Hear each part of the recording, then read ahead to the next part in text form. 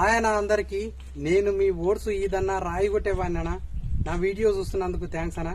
జర నా వీడియోకి ఒక లైక్ కొట్టి జర నాకు సపోర్ట్ చేయరనా.